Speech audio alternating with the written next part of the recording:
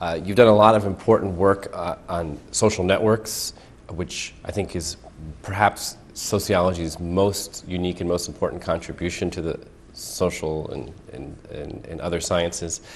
Could you tell us a little bit about the small world phenomenon? Describe it in lay terms, what that means to folks. So, many years ago, some sociologists, or actually a political scientist and a mathematician at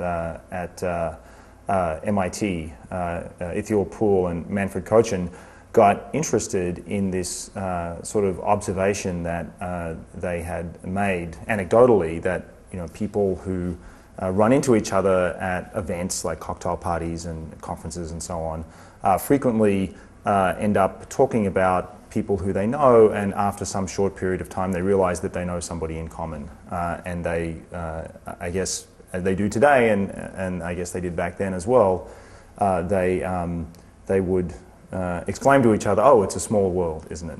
And so Poole and Kochen sort of started thinking about this problem and extending it to a more general case.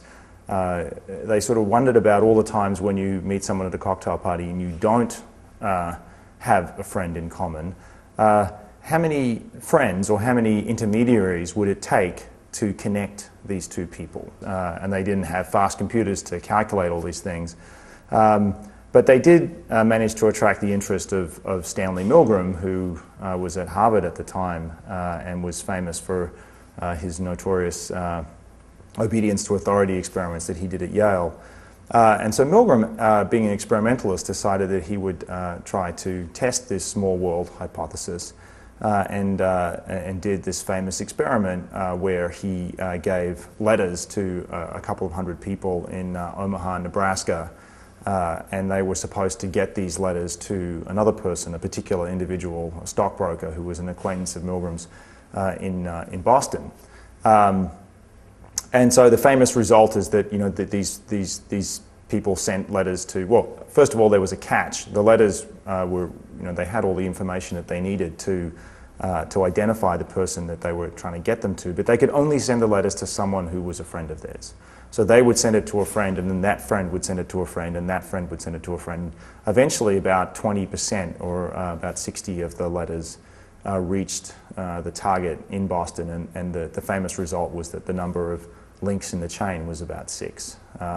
And thence, hence came this phrase 6 degrees of separation, which has been sort of conflated with this idea of the small world problem. So all this was sort of known back in the 1990s when I was doing my graduate work at Cornell with Steve Strogatz in engineering.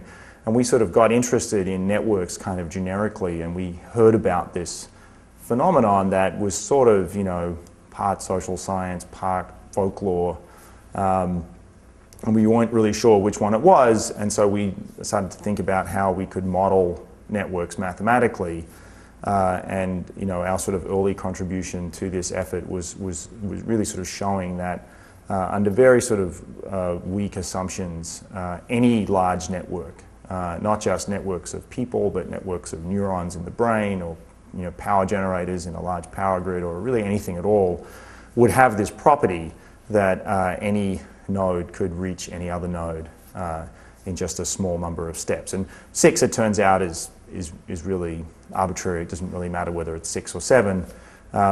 But subsequently we have continued to investigate this problem, and we did an experiment a few years ago where we replicated Milgram's early experiment, except rather than using physical packets, we used electronic messages, and we did everything through a website. And so we were able to run the more or less the same experiment, but on a global scale with tens of thousands of people and thousands of message chains, and in multiple different targets all around the world. And I won't go into the details, but Milgram was basically right, which is actually quite remarkable given the sort of limitations that he had on his methodology. So it does seem like, for what it's worth, that everybody in the world is sort of more or less connected to everyone else in just a few steps.